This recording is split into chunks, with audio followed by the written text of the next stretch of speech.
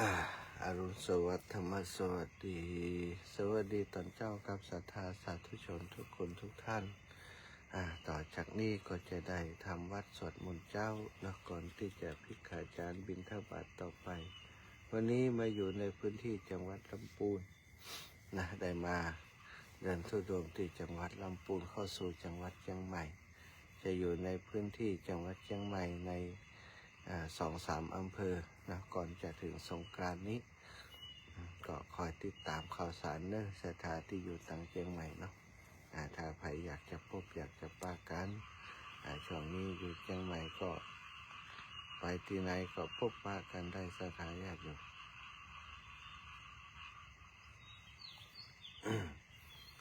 กับพระพร้อมกันกับ1พุทโธเมนาโถกราบ2ธัมโมเมนาโถกราบ3สังโฆเมนาโถ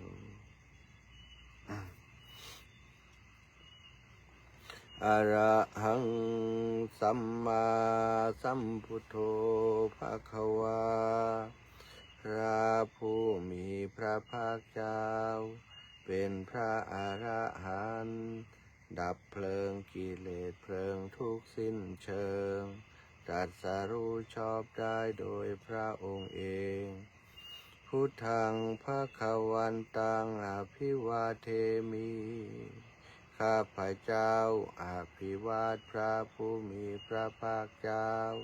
ผู้รู้ผู้ตื่นผู้เบิกบานสวากขาโตภควตาธัมโมพระธรรมเป็นธรรมที่พระผู้มีพระภาคเจ้าตรัสไว้ดีแล้วธัมมังนะมัสสามิข้าพเจ้านมัสการพระธรรมสุปฏิปันโนภควโตสาวกสังโฆพระสงฆ์สาวกของพระผู้มีพระภาคเจ้าปฏิบัติดีแล้วสังฆังนะมามิข้าพเจ้านอบน้อมพระสงฆ์หันธรรมยังพุทธัสสะภะคะวะโตปุพพภาคะนามกรังกะโรมะเสนะโมตัสสะภะคะวะโตขอนอบน้อมแด่พระผู้มีพระภาคเจ้าพระองค์นั้นอรหัตโตซึ่งเป็นผู้ไกลจากกิเลสสัมมาสัมพุทธัสสะตรัสรู้ชอบได้โดยพระองค์เองนะโมตัสสะภะคะวะโตขอนอบน้อมแด่พระผู้มีพระภาคเจ้าพระองค์นั้นอรหัตโตซึ่งเป็นผู้ไกลจากกิเลสสัมมาสัมพุทธัสสะตรัสรู้ชอบได้โดยพระองค์เองนะโมตัสสะภะคะวะโตขอนอบน้อมแด่พระผู้มีพระภาคเจ้าพระองค์นั้นอรหัตโตซึ่งเป็นผู้ไกลจากกิเลสสัมมาสัมพุทธัสสะตรัสรู้ชอบได้โดยพระองค์เอง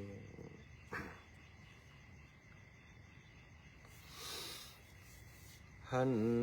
ธรรมยังพุทธาภิทุติงกโรมะเสโยโสตถาคโตพระตถาคตเจ้านั้นพระองค์ใดอรหังเป็นผู้ไกลจากกิเลสสัมมาสัมพุทโธเป็นผู้ตรัสรู้ชอบได้โดยพระองค์เองวิชาจารณะสัมปันโนเป็นผู้ถึงพร้อมด้วยวิชาและจารณะ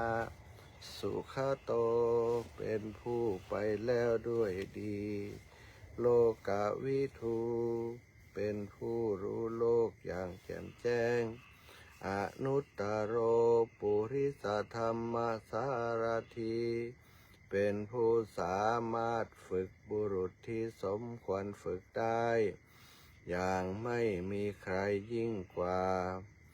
สัทธาเทวมนุษย์สานางเป็นครูผู้สอนของเทวดาและมนุษย์ทั้งหลายพุทโธเป็นผู้รู้ผู้ตื่นผู้เบิกบานด้วยธรรมภควาเป็นผู้มีความจำเริญจำแนกธรรมสั่งสอนสัตว์โยอิมังโลกังสะเทวกังสมาระกังสะพรัมมะกัง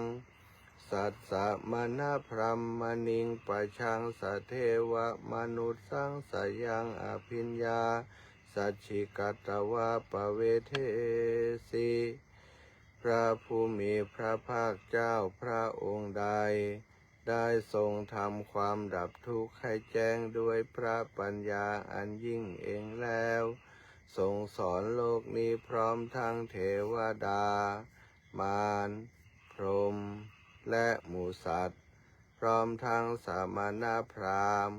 พร้อมทั้งเทวดาและมนุษย์ให้รู้ตามโยธัมมังเทเสสีพระผู้มีพระภาคเจ้าพระองค์ใดทรงแสดงธรรมแล้วอาทิกัลยานังไพเราะในเบื้องต้นมัชเชกัลยานังไพเราะในท่ามกลางปริโยสานากัลยานังไพเราะในที่สุดสัตทั้งสัพพยัญชนะเกวระปาริปุณังปาริสุทธังพระมจาริยังปกาเสสีพระสงฆ์ประกาศพรหมจรรย์คือแบบแห่งการปฏิบัติอันประเสริฐบริสุทธิ์บริบูรณ์สิ้นเชิงพร้อมทั้งอัฏฐะพร้อมทั้งพยัญชนะตะมหังภคะวันตังอภิปูชยามิข้าพเจ้าบูชาอย่างยิ่งเฉพาะพระผู้มีพระภาคเจ้าพระองค์นั้นตะมหังภคะวันตังศีลาสนะมามิข้าพเจ้านอบน้อมพระผู้มีพระภาคเจ้าพระองค์นั้นด้วยเสียงกล่าวหันธรรมยังธรรมาภิทุติงกโรมะเสโยโสสวากขาโตภควตาธัมโมพระธรรมนั้นใดเป็นสิ่งที่พระผู้มีพระภาคเจ้าได้ตรัสไว้ดีแล้วธัมมังสันทิฏฐิโกเป็นสิ่งที่ผู้ศึกษาและปฏิบัติพึงเห็นได้ด้วยตนเองอากาลิโกเป็นสิ่งที่ปฏิบัติได้และให้ผลได้ไม่จำกัดการเอหิปัสสิโกเป็นสิ่งที่ควรกล่าวกับผู้อื่นว่าท่านจงมาดูเถิดโอปะนายิโกเป็นสิ่งที่ควรน้อมเข้ามาใส่ตัวปัจจตังเวทิตาโพวินยูหิเป็นสิ่งที่ผู้รู้ก็รู้ได้เฉพาะตนตามหังธัมมังอภิปูชยามิข้าพเจ้าบูชาอย่างยิ่งเฉพาะพระธรรมนั้นตมหังธัมมังศิราสนามามิ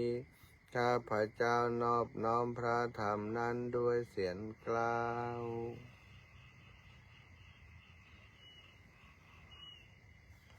หันธรรมยังสังฆาภิทุติงกโร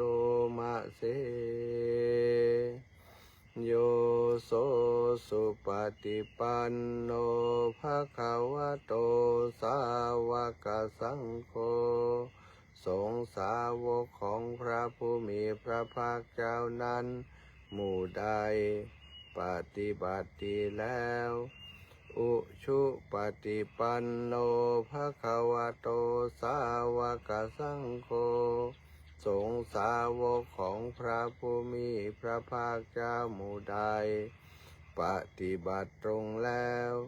ยายะปฏิปันโนภะคะวะโต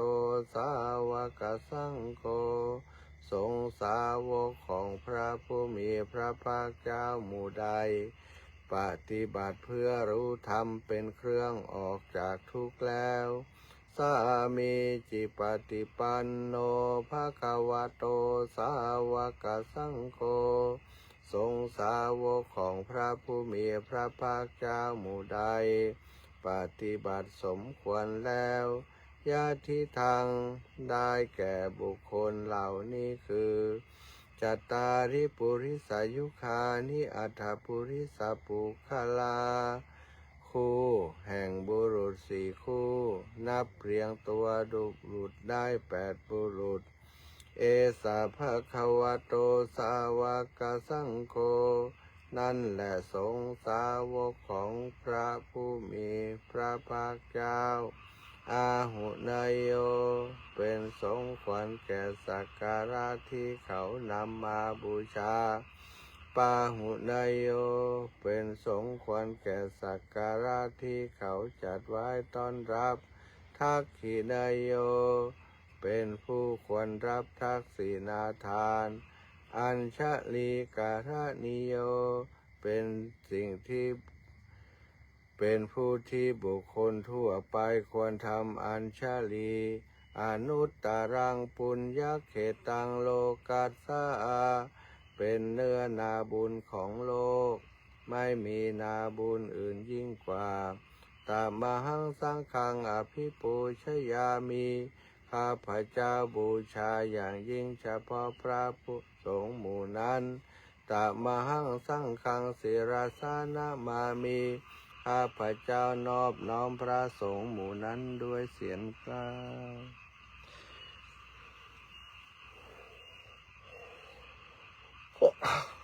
หันธรรมยังรัตนัตยัปปนามาคาทายโยเจวะสังเวคาปริกิตนาปาทันจาพนามะเสพุทโธสุสุโธกรุณามะหันนาโวพระพุทธเจ้าผู้บริสุทธิ์มีพระกรุณาดุจห้วงมหันนบโยจันตสุทธภลยานโลจโนพระองค์ใดมีตาคือยานอันประเสริฐหมดจดถึงที่สุดโยโสกาสาปะปุปะกิเลสคาตะโก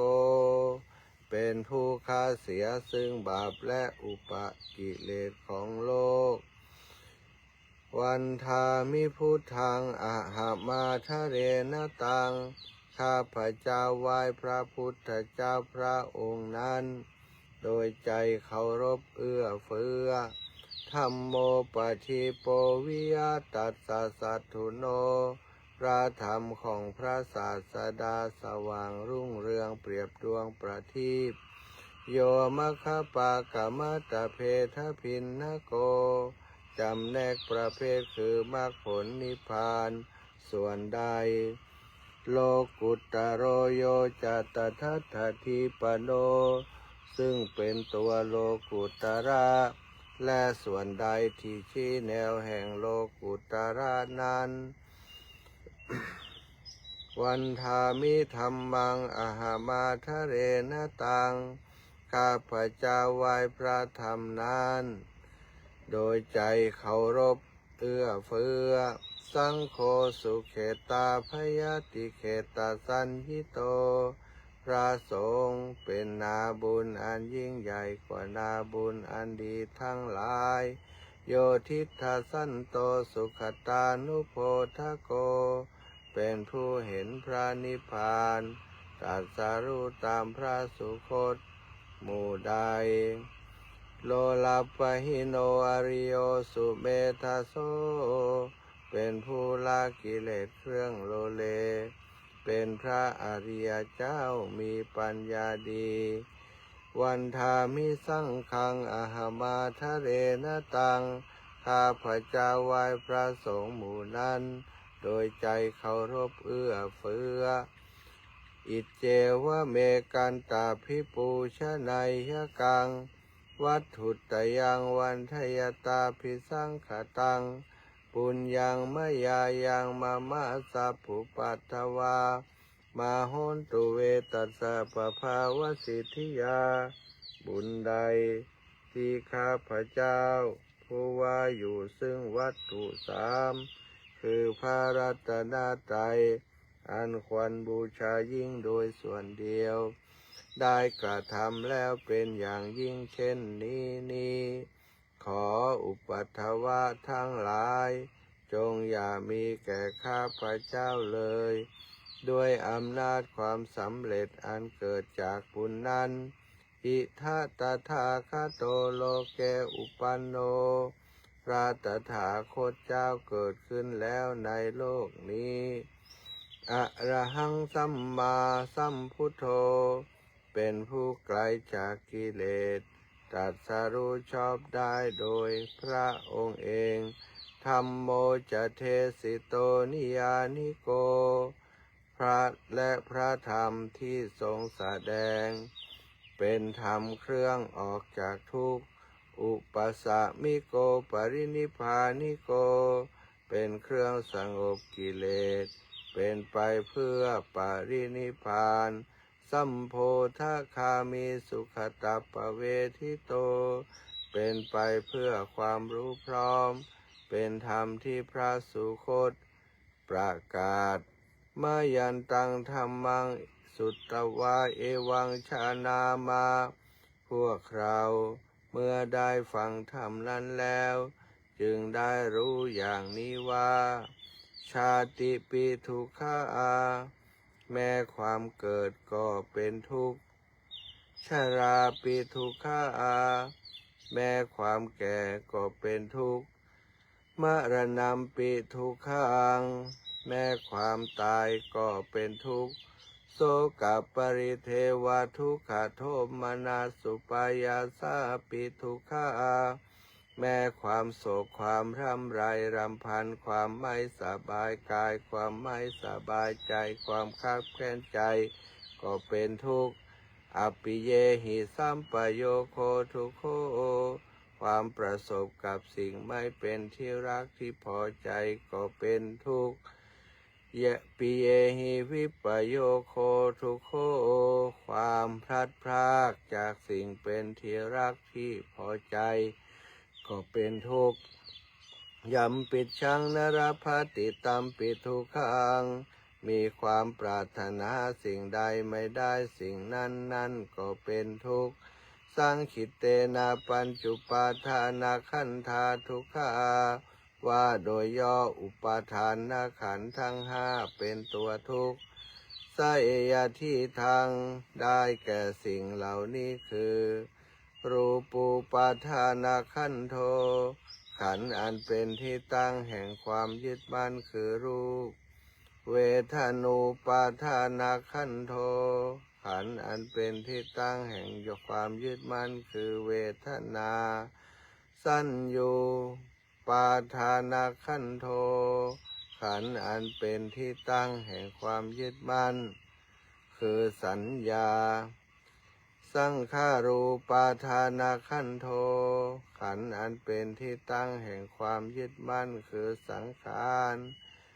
วิญญาณูปาทานาขันโธขันธ์อันเป็นที่ตั้งแห่งความยึดมั่นคือวิญญาณเยสังปริญญายาเพื่อให้สาวกกำหนดรอบรู้อุปาทานขันธ์เหล่านี้เองทารมโนโสภควาจึงพระผู้มีพระภาคเจ้านั้นเมื่อยังทรงพระชนอยู่เอวังพหุลังสาวกเกวิเนติย่อมทรงแนะนำสาวกทั้งหลายเช่นนี้เป็นส่วนมาก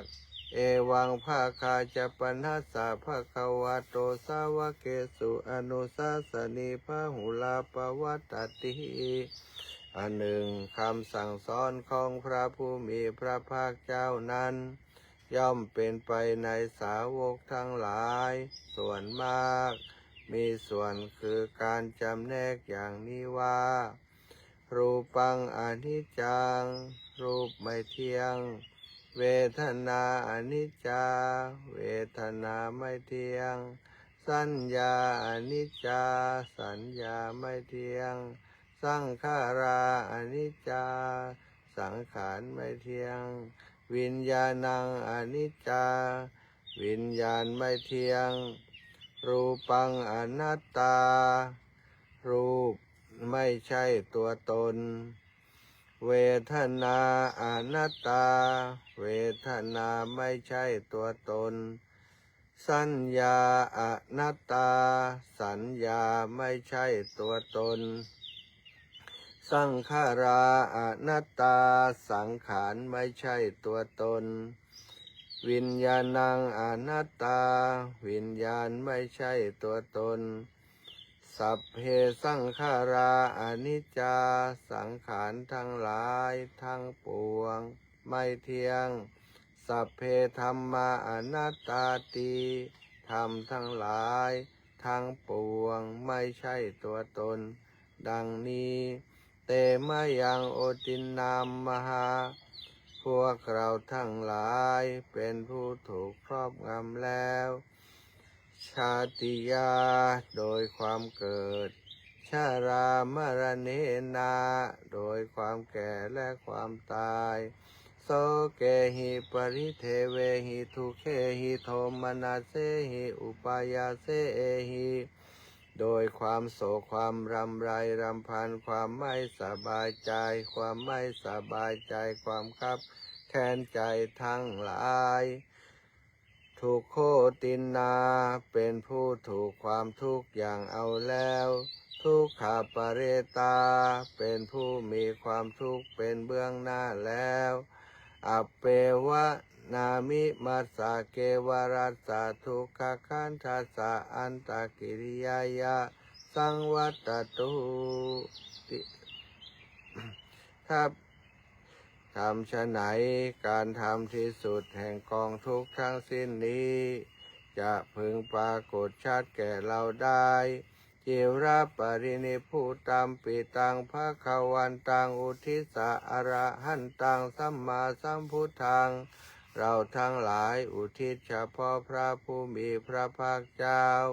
ผู้ไกลจากกิเลสตรัสรู้ชอบได้โดยพระองค์เองแม้ปรินิพพานนานแล้วพระองค์นั้นศรัทธาอาคารัสมะอนาคาริยังปัพพชิตาเป็นผู้มีศรัทธาออกบวชจากเรือนไม่เกี่ยวข้องด้วยเรือนแล้วตัสสมิงภควติพระมจาริยังจารามาประพฤติอยู่ซึ่งพรหมจรรย์ในพระผู้มีพระภาคเจ้าพระองค์นั้นภิกขุนางสิกขาสาชีวสมาปนาถึงพร้อมด้วยสิกขาและธรรมเป็นเครื่องเลี้ยงชีวิตของภิกษุทั้งหลายตังโนพรหมจาริยังอิมัสสะเกวรัสสะทุกขคันทัสสะอันตกิริยาสังวัตตุขอให้พรหมจรรย์ของเราทั้งหลายนั้นจงเป็นไปเพื่อการทำที่สุดแห่งกองทุกข์ทั้งสิ้นนี้เถิดสถาญาติโยมไหว้พระสวดมนต์เป็นที่เสร็จสิ้นบรมนต์แล้วต่อไปก็จะได้นั่งสมาธิปฏิบัติวิปัสสนาเพียงสักกรรมฐานสักเล็กน้อยสมาทานนะโอกาสาธุโอกาสาณโอกาสบัดนี้ข้าพเจ้าขอสมาทานซึ่งพระกรรมฐานขอคณิกาสมาธิอุปจารสมาธิและวิปัสสนาญาณจงบังเกิดมีในขันธสันดานของข้าพเจ้าข้าพเจ้าจะตั้งสติไว้ ที่ลมหายใจเข้าออก ลมหายใจเข้ารู้ ลมหายใจออกรู้3 หนและ7 หน100 หนและ1,000 หนเพื่อความไม่ประมาทในการดำรงชีวิตของตนตั้งแต่บัดนี้เป็นต้นไปเถิด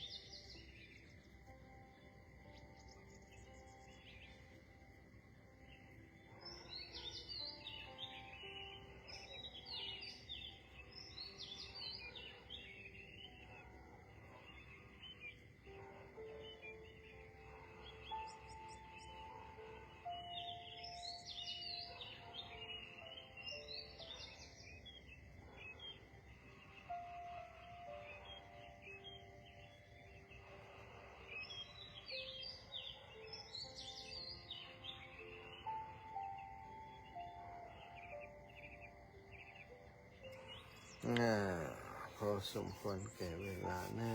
ปรงสมาธิวางสมาธิก่อนนะ ข้าพเจ้าขอตั้งสัจจะอธิษฐานด้วยอำนาจแห่งบุญกุศลที่ข้าพเจ้าได้บำเพ็ญแล้วนี้จงเป็นพลวะปัจจัย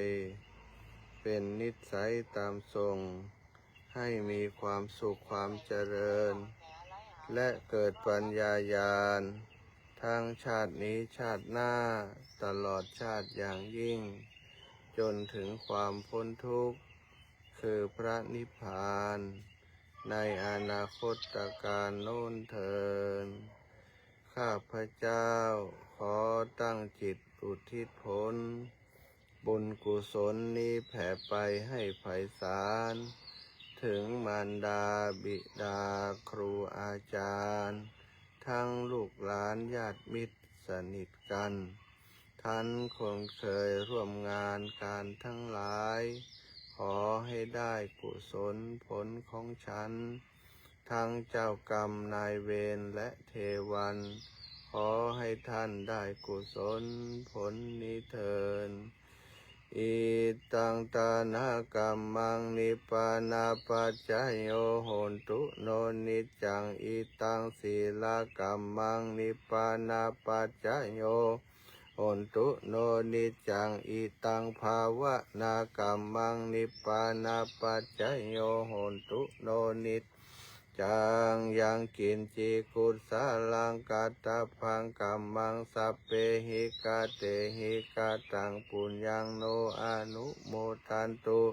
สุนันตุโพนโตเยเตวะอัสสะมิงธาเนอาทิคัตตาติกายุกาสัตตาโหนตุสัพพสัตตานังสุขี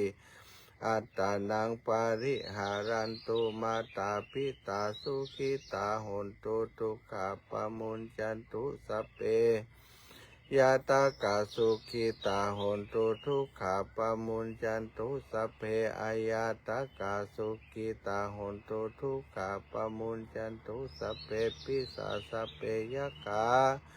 สัพเพเปตาสุขิตาโหนตุทุกขาปมุญจันตุสัพเพนัคขตาสุขิตาโหนตุทุกขาปมุญจันตุสัพเพเทวสุขิตาโหนตุทุกขาปมุญจันตุสัพเพอาจาริโยปัจจายาสุขิตาโหนตุทุกขาปมุญจันตุสัพพะสัมปตินังสามิจันตุโวอะระหังสัมมาสัมพุทโธภะคะวาพุทธังภะคะวันตังอภิวาเทมิสวากขาโตภะคะวะตาธัมโมธัมมังนะมัสสามิสุปฏิปันโนภะคะวะโตสาวกสังโฆสังฆังนะมามิกราอ้าวมีอะไรอย่างใดคุณยายมาแต่เช้าเออแม่วันนี้แม่จะทำบุญหาป่อป่อหมุนน่ะวันเกิดวันนี้ของป่อหมุนจ้ะอ๋อป่อหมุนสามีแม่กะเจ้าจะเกิดวันนี้ทำบุญหาเปิดมันตรงกับวันเกิดเปิดนี่น่ะอ๋อดีกะแล้วแม่จะทำบุญเชื่อจีโรงเรียนน่ะเจ้าแม่200ทำมันอันน้ำเนี่ย100 300เจ้าสาธุสาธุชัยยาสิทธิดิลิจะในวันนี้หากก็เป็นวันดีสลีสุภมังคละอันประเสริฐล้ำเลิศยิ่งกว่าวันและยามทั้งหลายมุลศรัทธาโยแม่บนเตชะนันตาได้น้อมนำมายังจตุปัจจัย200 บาทถวายเพื่อร่วมบุญธรรมยาตราเพื่อการศึกษาโรงเรียนบ้านทุ่งโป่งและร่วมบุญถวายน้ำแห่ม100 บาทพระนิสงผลบุญนี้โยมแม่มีคิดเจตนาเพื่อจักอุทิศผลบุญทานไปเฮอสามิกาซึ่งมีนามมาก่อนว่าเกี่ยยังป่อมูลเตชะนันตาป่อมูลเตชะนันตาก็ขอพระนิสงนี้ เป็นสัมปะแก้วสัมปะทิพย์สัมปะคำไปจู้จอดลอดถึงเติงจิตตดวงวิญญาณของพ่อเจ้าไปถึงเมื่อยามเจ้าก็ขอเอาบุญเอากุศลนี้ไปเป็นข้าวงายไปถึงเมื่อยามลายยามควายให้ก่อให้ได้กลับกลายเป็นแผ่นเสื้อแผ่นผ้าไปถึงเมื่อยามล้นปุนลาให้ได้กลับกลายเป็นข้าวทิพย์น้ำทิพย์10ประการบุญสมปานที่แม่บุญได้อุทิศบุญที่กุศลนี้ก็ดีที่ได้ทำบุญสุนทนทานได้กินได้ทานตลอดมาก็ขอเป็นพระละวะปัจจัยมาเตรียมมาเติมมาเพิ่มยังบุญละสถิสสีสตาท่านเจ้าให้แม่บุญเตชะนันตาให้ได้อยู่ดีมีสุขให้ได้มีอายุมันกว่ายืนแม่จากที่ก่อปันมาแม่จากหาก่อปันได้จะเดินทางขึ้นเหนือล่องใต้ก็ขอให้ได้ปลอดภัยในทุกเส้นทางนั่นจงจ้างมีตั้งแต่เดลิยะทาวาริวหาปุราปาริปุเรนติสาคารังเอวะเมวะอิโตทินังเปตานังอุปกปปติอิชิตังปฏิตังตุมหังคิปะเมวะสามิจฉตุสัพเพปุเรนตุสังกปาจันโทปนะระโสยถามณิโชติระโสยถาสัพพิติโยวิวัตชันตุสัพพะโรโกวินาศตุมาเตภวัตวันตรายโยสุขีทีคายุโกภวะอาภิวาทนาสิริสานิจังวุฒาจุจายโนจตารโอธรรมาวัฏันติอายุวันโนสุขังพลังอัตตาสิเมอากาสิเมยติมิตาสขาจะเมเปตานาปูชาชักตาอุลาลาพลันจะพิกขุนามานุปทินังตุมเหหิปุญญังปัสสุตังอนัปปกันติภวตุสัพพมังคลังรักขันตุสัพพเทวตาสัพพพุทธาสัพพะธรรมาสัพพะสังฆานุภาเวนะสัทธาโสติภวันตุเตอายุวันโนสุขังพระลาเรียบร้อยเนอะแล้วแม่ยังให้แม่โอนไปก็ว่ายาวพักเทียนปักที่สมจิตฮะแม่